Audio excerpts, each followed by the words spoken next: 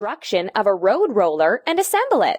Now let's install the rear axle. Tap the block to install it. The rear axle of the road roller is a drive axle. This means that the engine is spinning the rear wheels to drive the roller forward.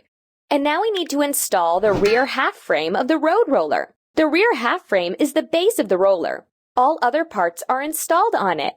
At first, let's install the front frame. The front frame is used to change the direction of the road roller. The drum is also attached to it. And now let's install the drum. The drum compacts asphalt or soil with its own weight. Let's install an engine and a battery.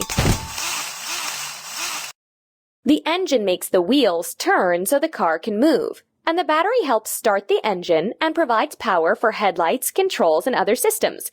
Now let's install a fuel tank.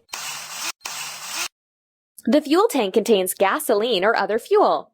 These are the controls of a car. They include a steering wheel, pedals, a gearbox, and a dashboard. Let's install them. All these things are necessary for a driver to control the car. Now let's install a cabin.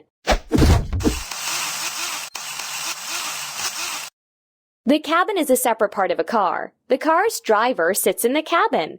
Install headlights and emergency lighting. The emergency lighting attracts attention, and the headlights are needed for the driver to see the road in the dark.